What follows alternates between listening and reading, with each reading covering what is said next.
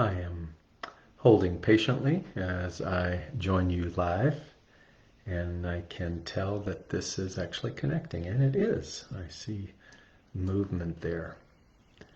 So I want to say good morning to everyone, and it's been a while. It's been a while since I've had the delight to be able to sit live with you in this format and to share some sacred time. And I'm eager today to be able to do this from a place of such open-heartedness and enthusiasm and love for the material that we're going to cover today. And I'm delighted that you have taken the time to join me. So we're going to do what is a good FB Facebook protocol and give people a moment to find us and to log in. And one of the things that's always really lovely too is if you are willing to leave a comment and to tell us where you're watching from. I think it's exciting for people to see the global span of community and the way in which we're taking deliberate time in order to share this energy in this moment. So if that speaks to you and you're willing to, come out and let people know that you're watching, we all love that. So a few hellos. Hello, Roland from Hawaii. My beloved J-Ram, he has traveled all the way from the living room. And Darlene, it's such a joy to see you from the Boston area. Fiona in Geneva, Switzerland. Yolanda from South Africa. Beth, my goodness, also from Switzerland. Randy from here in Atlanta. Jennifer from Northern California. Stephanie from North Carolina. Lynn from Ohio. We're just gathering all together, and what a beautiful way to create deliberate community. Deborah from Roswell, Ray from Arizona. How lovely. So my main aim this morning is to, I'm going to say it this way, is to set us up for success. I don't necessarily view things as successful and unsuccessful, but to set this up in a way that our ability to hear and receive might be heightened a little bit more than normal.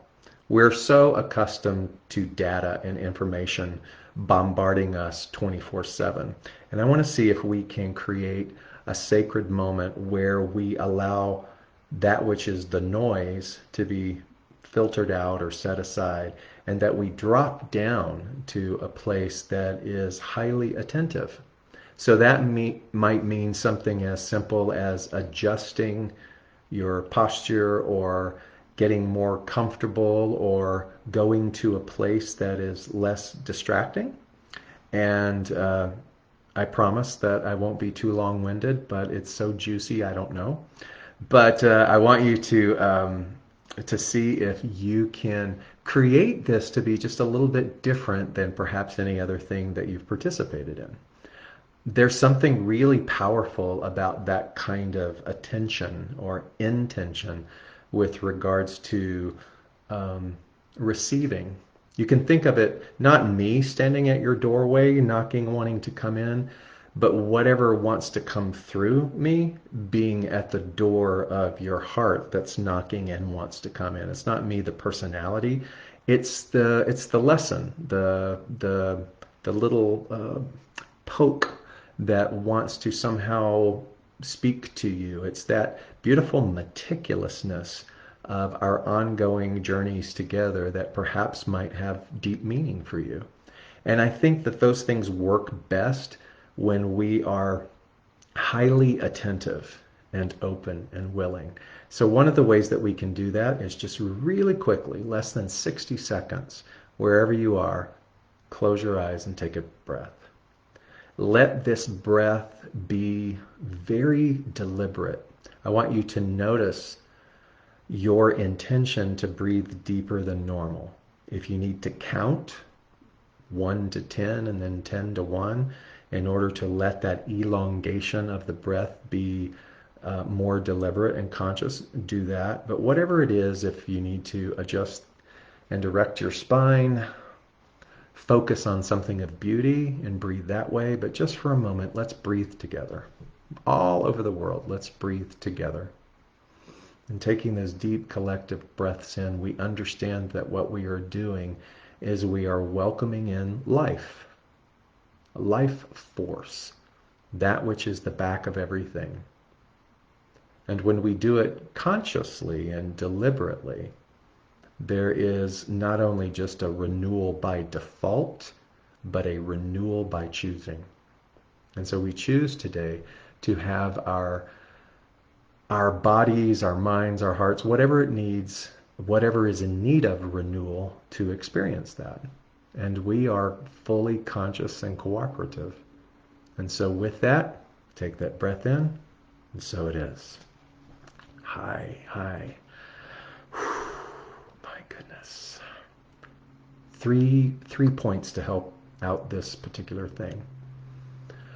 Most of the things I want to share with you, I will say there's 12 gifts of the Camino. There are multitude gifts of Camino. I'm not going to take you through all 12. I've got fun things to do with the remainder of that. I'm going to focus on maybe 3, and they are 3 things that really kind of wowed me. And I feel like if they wowed me, they might wow you, because I know you're a very sophisticated audience. And I want to help you with that. And so one of the ways to do that is to reflect upon this. There are many things in this cosmic dance of being human that we call intolerable, right? There are many things. We all have our specificities of what we call intolerable.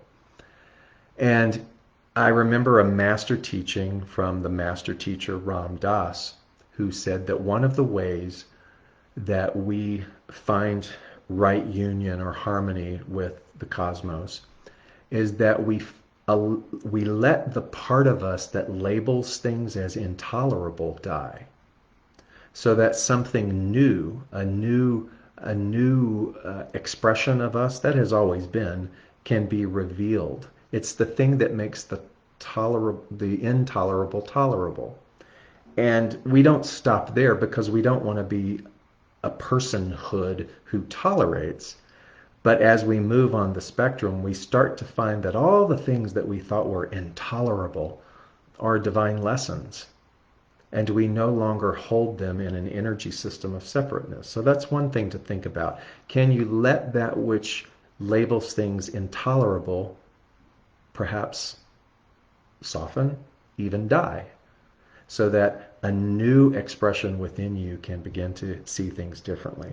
The other thing is, what is a pilgrimage? So I went on a pilgrimage, the pilgrimage of the Camino de Santiago. It was my second time. 13 years ago, I did the traditional route. This time I did the Portuguese route. Very different experiences, but a lot of unification also, just in terms of insights. And I want you to know that a pilgrimage, in my definition, is really a conscious disruption of inertia. And you and I go on pilgrimage every day. When we consciously are willing to disrupt the inertia or the stagnation of our belief systems or even our physicality, we're on a pilgrimage. And if you want to step back even beyond that, being human is a pilgrimage. The soul went on a pilgrimage as you in human form. And that too is a conscientious disruption. I had a great masterful teacher who taught me that this being human is like entering hospice. He said we're all in hospice, because the moment that we come through the portal of life, of human life, we're already on the trajectory of leaving that. We think of hospice as something where the elderly go or the ill go, but we're all in a sort of hospice. And the etymology of the word hospice, hospitality, is how will we interact with each other while we're all in hospice? Will we be hospitable, and will we be willing to allow ourselves to drop down and see the union of one another, and to allow that which is the otherness to die? long time process. Sometimes we will enter into this pilgrimage and never achieve that, so we keep doing the pilgrimage. And then lastly is is our ability to lend ourselves to an ongoing sense of servitude, service to the journey, service to the pilgrimage, realizing that at some point we will be the one that is thirsty, and at some point we will be the one who quenches the thirst. And so there is the yin yang, there is the ebb and flow, there is the give and take, there is this cosmic dance of, while we're all on pilgrimage, that we play a multitude of roles. So those are kinds of things to kind of hold in the periphery. But I want to share with you some things. And how this came about was, it was the last day. The last day was approximately, it was whittled down purposefully to 12 kilometers. And that meant that the decision of where we would stay the night before was purposeful. And we wanted to let that last day not be too arduous, maybe even try to get to Santiago at a decent time. 12 kilometers it was. Pretty hard 12 kilometers. But I wanted to walk it in silence. You know, there is an anagram that I'm sure that you saw, that the letters of listen and silent are the same. Listen and silent is an anagram where when you take those same letters and you rearrange them, they are the same. I've always loved that. And so I wanted to take that final 12 kilometers and listen and be silent. You know, part of my humanness was like, oh my God, this is it. What didn't I get?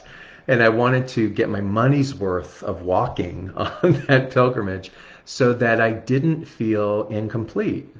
And the only way that I can achieve that is to participate and to listen. So it was to walk in silence on that last day. It was to create a heightened sense of listening, of being in silence. And so some of the things that came that are pivotal in these 12 gifts of the Camino are reflective of the immediacy of what was going on. For example, it was early, so there was fog. So one of the gifts of the Camino was about fog and our association with fog, and how we say things like, my brain is fogged, or I feel like I'm in a fog. And so there's a negative connotation to the idea that I seem lost, I seem confused, everything is fuzzy. And yet fog, if you stop back and think and reflect on that, fog is this beautiful divine sense of meticulous measurement.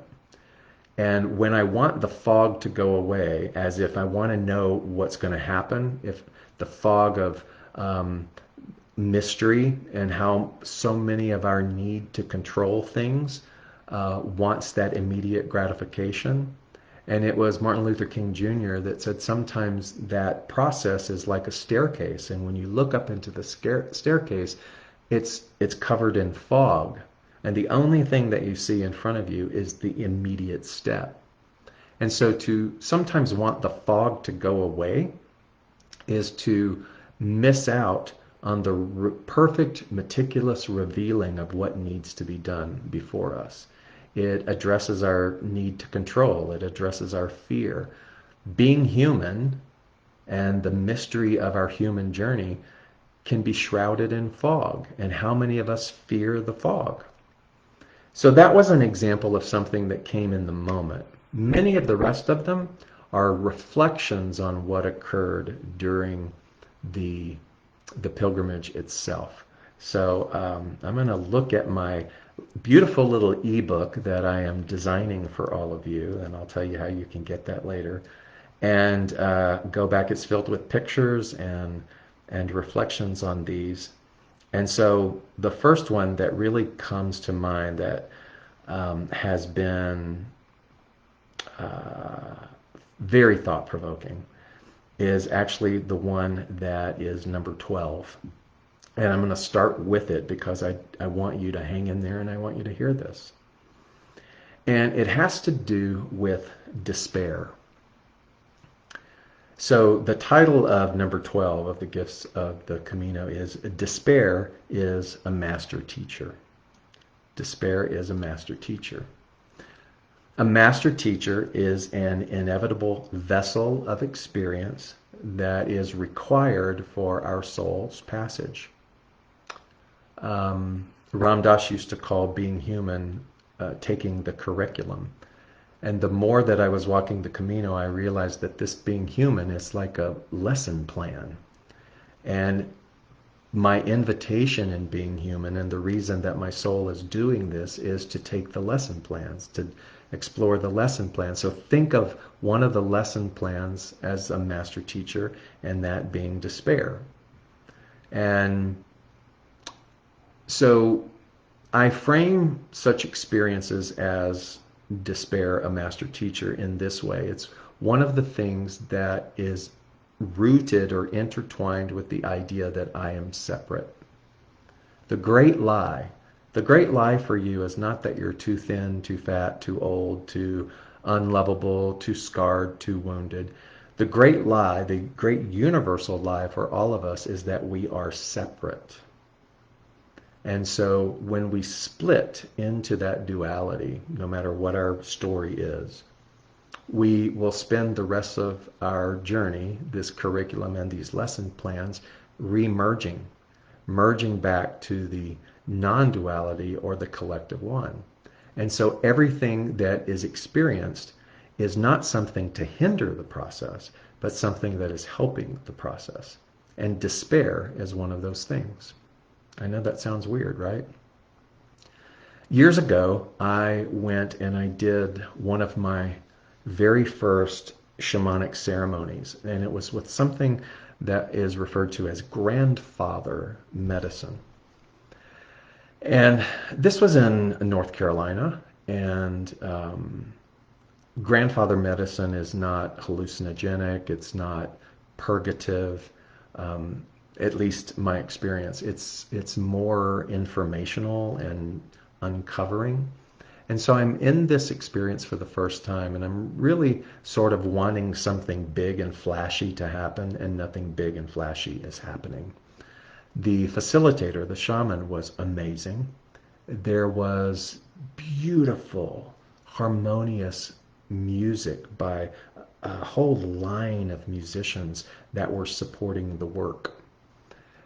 And there came a point where there was a particular thing that happened within the ceremony. And I got up and it was my turn. It had to do with tobacco. It had to do with nasal passages. Not important. It was really difficult for me, physically uncomfortable. And then all of a sudden, all of that, wow, nothing's really happening, changed. And I collapsed. And in my collapse, I started to wail, cry, weep, mourn in a way that was not fully foreign, because it's happened a couple of times in my life, but it felt uncontrollable. It felt otherworldly. And that shaman picked me up. He scooped me up. And even though I was in this just agonizing space, he whispered in my ear this: stay above the despair. Stay above the despair. You are weeping for the global experience. You are weeping for humanity. It wasn't necessarily just based on my experience, that somehow in this process I had tapped into not my pain, but the pain. I had tapped into the syllabus, the lesson plan, the curriculum of the global despair, or humanity's despair. And obviously, any of us cannot contain that. And so he was coaching me. He was saying, don't completely lose yourself. Stay above the despair. And I don't remember a lot that happened after that. I couldn't complete the ritual. He had to complete it for me in proxy while holding me, and then returned me. And I was a dish rag. I was just wrung out. But the whole idea of stay above the despair became something that was very pivotal in my quest of wanting to understand more of the oneness of humanity. And so despair then becomes an essential teacher. It helps us arrive at a critical lesson, and that critical lesson is to welcome the unwelcomed. To welcome the unwelcome. That's one of the Buddhist teachings as well, because when we are groomed and domesticated with despair, whatever your version of that is, we will then craft a life. We will build a life fortressing ourselves to prevent our experience with despair. And when you think about that, it's like we're building a fortress to prevent a master teacher from taking us to the next level. We're actually postponing or procrastinating in this human experience a divine part of the lesson plan. And so there's nothing new about this. This is actually very in line with Buddhist Hindu teaching, but we must turn to the despair. And so to stay above it simply meant don't succumb to wanting it to go away, but stay in that place that understands that what's happening is of critical value. Despair then is the midwife, and this is the main thing from the Camino. Despair then is the midwife of two distinct energies: futility or surrender. If my conditioned beingness, thought patterns, belief systems, see despair as unwelcomed, there's no escape of despair in being human. That means that what is happening then, as I'm preventing, is that I'm cultivating a sense of futility. Futility simply means, crudely, that it doesn't matter. Nothing's ever going to work out. And people live functioning lives with a low-level river of futility, meaning that they will go get an education, they will pursue a career, they might even open themselves up to creativity, they can raise families, but they can live out this human existence with this low-level running current of futility because despair has never been addressed. Despair is the midwife of two distinct energies, futility or surrender. If I allow myself, and one of the things that the Camino did for me is whenever this feeling of despair would come up, that I didn't try to exert physically, mentally, or emotionally to avoid it, that I turned to it. I surrendered to the despair. It was a whole new level of in the now beingness. To turn to it and to surrender and to let it then create within me an offering, a devotional offering to that which knows better than me. If I'm in despair, something in my humanness is wanting to control the outcome. It's wanting to look like a particular pattern. But if I surrender my despair, I'm actually offering it up on an altar of transformation so that that which is the perfect patterning, or that which is infinite intelligence, or that which is a grand design, may then be given permission, welcomed to come in and lift me up in a way that is completely beyond my comprehension. And so there were many moments of despair. There were many moments of human limitation. There were many days where temperatures went far above 100 degrees. I say far above, never from 100 to 113, but that is significant when you're walking. And so the despair of that is always wanting it to be different or to go away. And it's easy to talk about these things when our conditioned surroundings are somewhat comfortable. And so there's emotional despair, there's physical despair, but it's all the same. It is a master teacher that is wanting to midwife the distinction within us between, are you going to choose and strengthen your lineage of futility? Or are you going to take what it is that you feel despair about and not turn away from it, welcome the unwelcomed, and offer it an offering, a devotional offering to that which is surrender? And surrender is not passive. Surrender is an active, deliberate, conscious choosing to hand it over to something beyond our physical limitation that understands and knows that. So despair teaches me exactly that, to learn to welcome the unwelcome, to not be afraid, to not build fortresses to hide in regarding the fallibilities of the world, to never close my heart. If I see despair as a high-level gateway to experiencing peace, then I am receiving that lesson, or I'm participating in that lesson. And not only am I participating in it, but I'm willing to embody and practice it.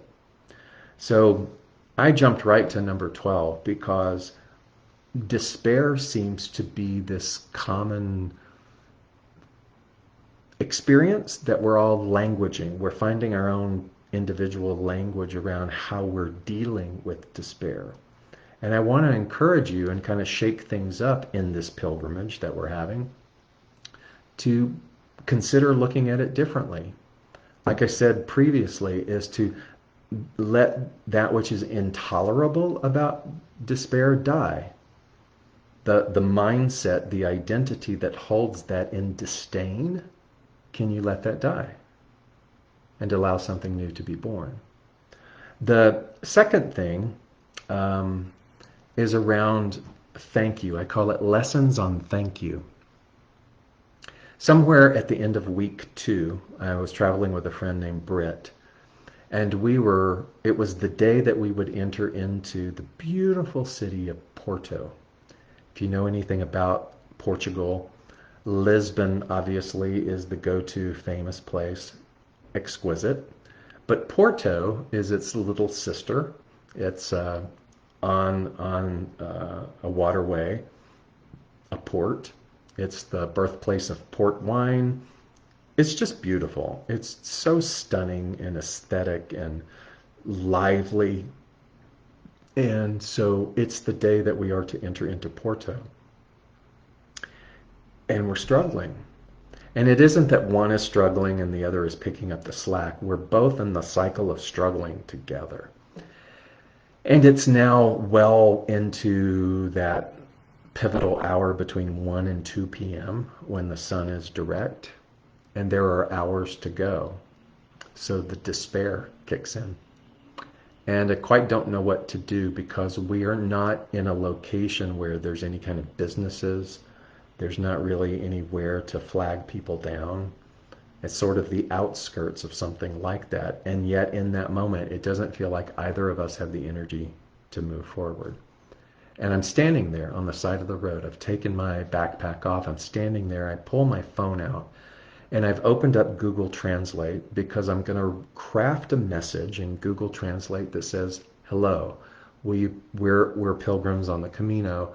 Can I ask for help? Can you either call a taxi or something that could, and I was writing in the destination of the town before Porto, because part of me is like, we can't make an imposition on someone to take us all the way into a city. So I'm working on this, and a car passes, and it stops, and it comes back. And there's a man, and he rolls down his window. He introduces himself, and he says, I'm a pilgrim. And he goes, part of my daily practice is to help other pilgrims, no matter what it is, whether it's distress or whatever. And he goes, I can see from your situation that you're pilgrims and that you are in distress. It was this very weird, synchronistic, movie cinematic kind of moment, like, wait, what is happening? And we are overcome with gratitude. I'm a little overcome by the miraculousness of it, and yet here we are. And the guy's name is Hugo, and in Portuguese it's Uhu, so we had some fun with that. So we're in the car with Hugo, and I'm thanking him. And he's asking about our journey. He's telling us a little bit about the fact that every year members of his family go on pilgrimage to Fatima.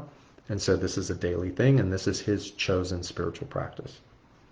And so not only does he give us this ride, and I'm pointing to the town below, and he goes, you realize that once you get to that town, there is kilometers worth of a hill of concrete steps that go up into, because Porto sits upon a cliffside. And he goes, why don't you just let me take you into the city of Porto? And I'm like, oh, it's, I'm deflecting. And he insists, and so he does. So we're thanking him for taking us to Porto, taking us further than what we had expected. And then he gives us a little mini tour of Porto. He's saying, you'll want to check this out, because everybody stays an extra day in Porto. It's almost a crime not to, because it's so wonderful.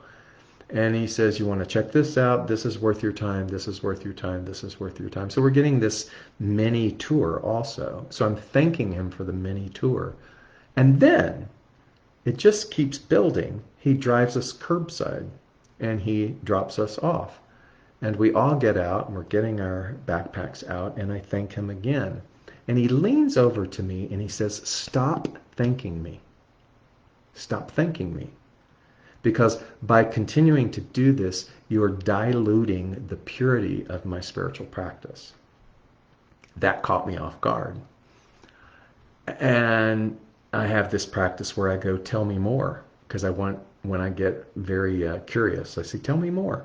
And so I said, tell me more. And he said, it's not only is it a cultural thing, I guess, within Portugal or perhaps within his family dynamic, but he just said that when we go on incessantly thinking, that it sets up a dynamic that feels manipulative, because now the one who is giving the gift builds this or gets sucked into this sense of obligation.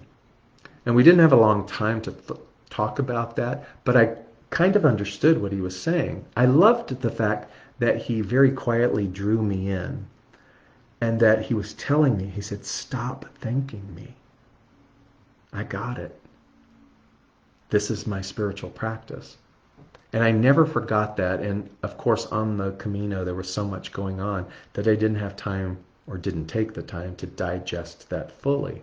And this week I went back to that because I thought this is one of the lessons.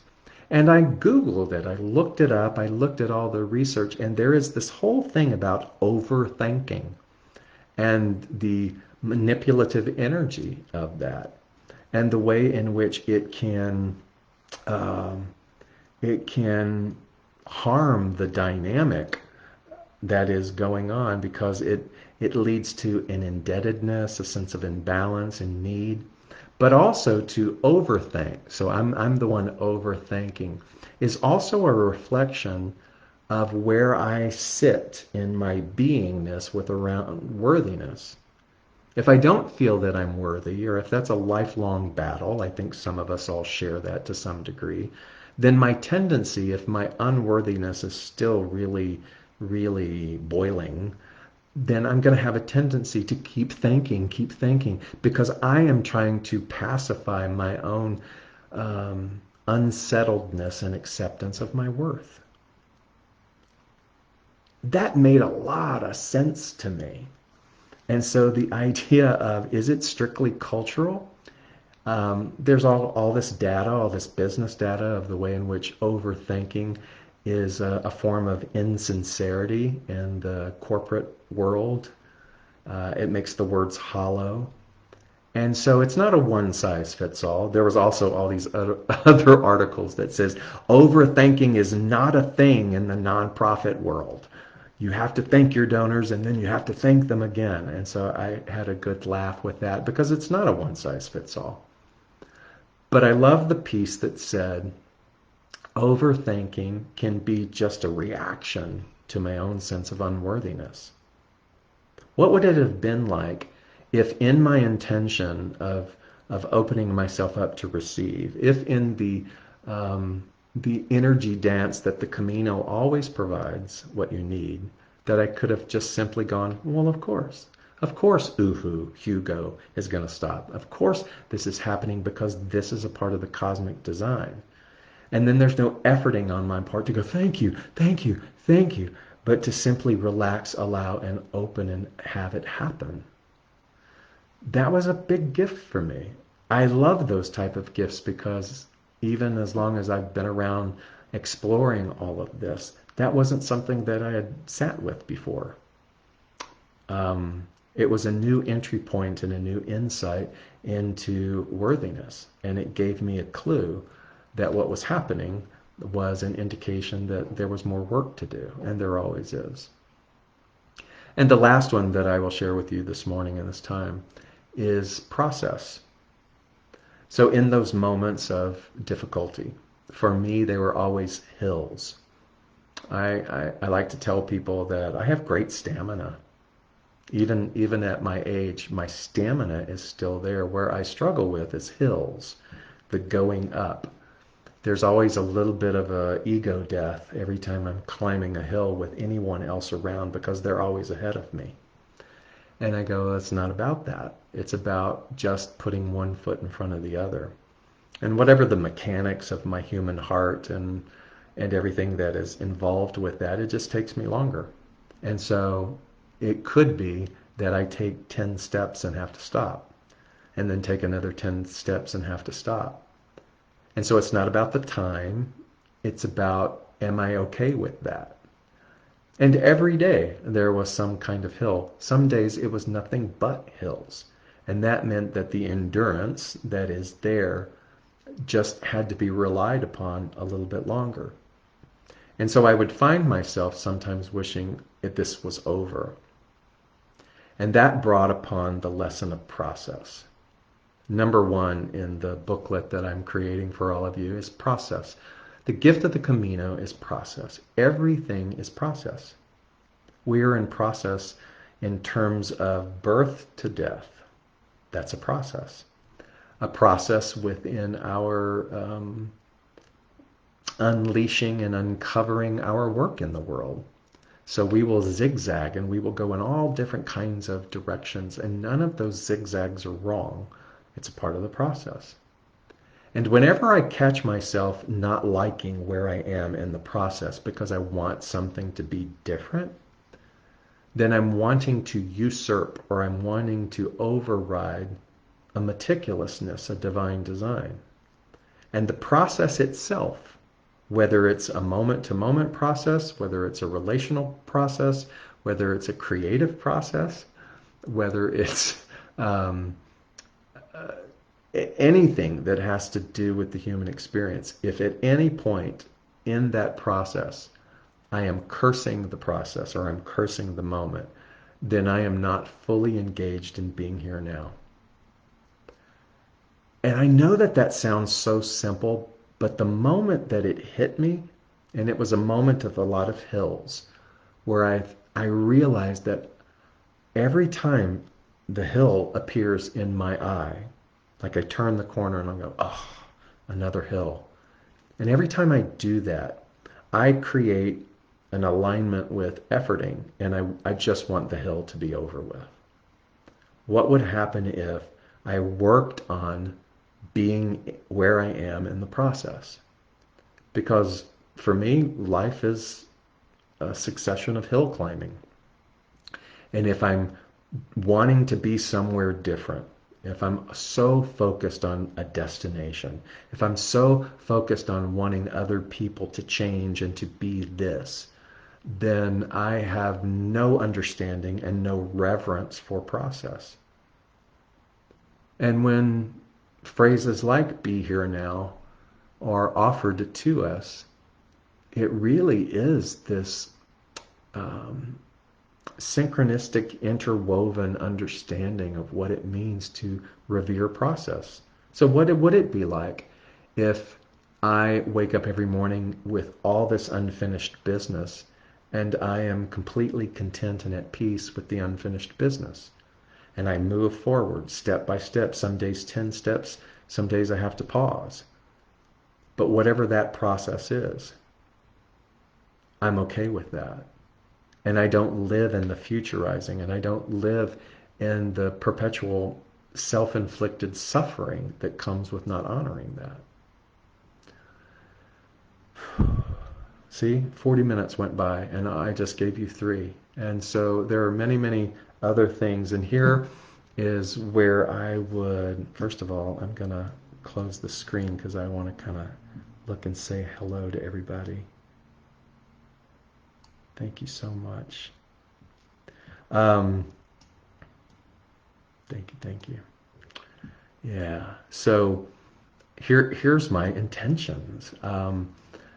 I love creating these little ebooks, and so I'm drag dropping a lot of pictures from the Camino. I'm listing these 12, and they'll be like a little ebook, a little gift of my thanks to you for your presence. Some of you, I have to tell you how much it meant to me that you were following me on social media. How much it means to me that you donated for Kaleidoscope Child Foundation. There were several of you who donated multiple times because you would look at the amount. You're kind of like me. You would look at the amount and go, oh, I want him to be over this percentage. And that was so kind and so thoughtful.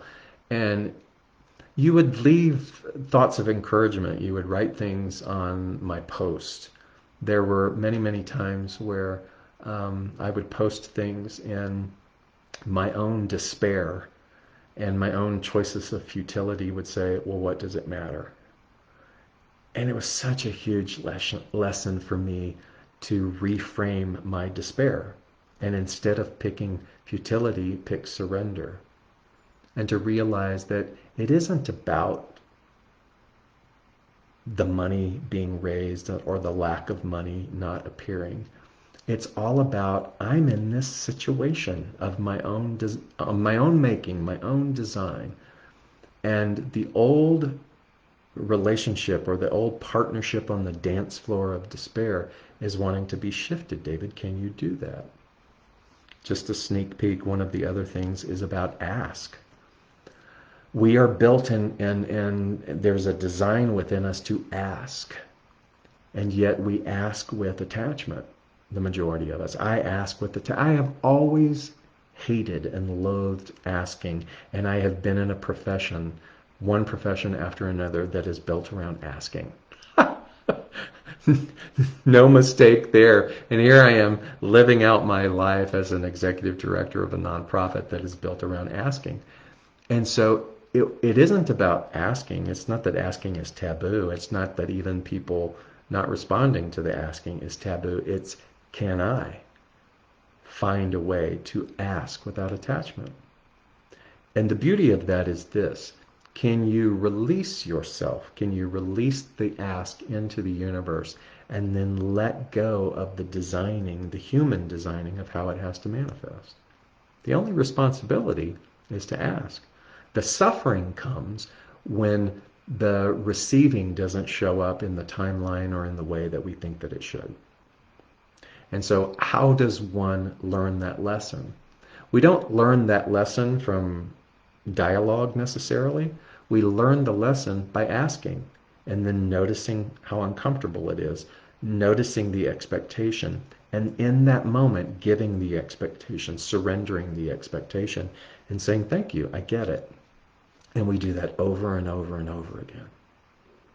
That's how this works. In the moment of despair, despair then becomes the divine mother that cradles us. In the moment of the shame, shame becomes the divine mother that cradles us and gives birth to something new. And so this whole idea that things are good and things are bad, that these things are horrible and we have to do away with them, they're all master teachers. And when we can welcome the unwelcomed, and do so, when we can let that which holds something intolerable die so that we can have a new relationship and go from tolerable to welcoming, it just doesn't get any more beautiful than that. That's why we're here. And so you're on a pilgrimage. You're on a pilgrimage of these same life plus lesson plans.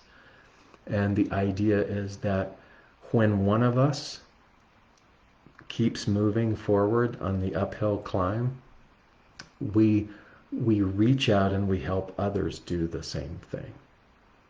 And I hope that this time together today has offered you some of that. So here goes. Quick announcements. So I wanted to take a little bit more time on the ebook design. It deserves a little bit of depth and beauty. And so in order to complete that, I need a few more days. And I'm going to load that on my partner and mine, our website, which is called nandidas.com. Nandidas is our nonprofit that we established during COVID to give people another alternative for community. I love the name. Nandi is the bull. In Hindu culture, that was the vehicle for Shiva. Shiva is yet another representation of the omnipresence, that which is God, the all-knowing. So Nandi the bull was the transportation of Shiva, transportation of the one. I love the idea of embodying being a vehicle, a transportation provider, so that we can all move together into the oneness. And so Nandi Das, Das means servant. We are servants to the one, giving our gifts and being the transportation for others to be able to travel on that journey. I love that name. And so nandidas.com is the place where you can go if you want to support our mission or our right livelihood. That's where the ebook will be housed. There's many websites. If you go to davidault.com and you are on my email list, or go to Nandidas and are on our email list, there will be an email that will go out letting you know that this is available and you can go participate in that. And lastly, for those who so lovingly gave to Kaleidoscope, working on a beautiful short movie where all of the names of all of the people who contributed are going to roll like movie credits over this really wonderful, inspiring video. And that will be ready also in another week. So we're holding my site, donation site, open. If you want to still be a part of that and you want to give to that particular cause, the link to that will be in this video at the end in the comments. And I believe I've done all of my announcements. I'm going to create a fall class that's going to cover the 12 gifts of the Camino. We'll look at the universality of it. And lastly, one other thing. We're going to India in November. India is its own creature. It requires stamina. It requires a lot of the human spirit. We're going because Kaleidoscope will begin the first phases of our WASH program there.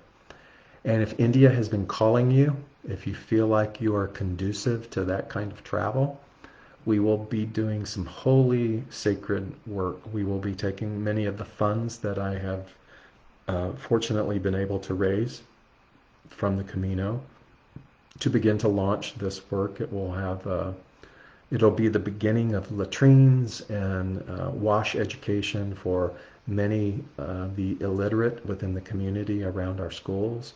And it's a big, wonderful thing. WASH programs are a universal initiative to up-level the experience and the well-being of many around our planet who do not have the goods and services that we do. So, that's a lot. If you have to rewatch this to get all of that, thank you. Thank you so much, so much for taking the time to be here today. And thank you for being with me on my journey. Thank you for encouraging me. And I can't wait for the opportunity to be able to hug you and see you in person. Much love. Namaste.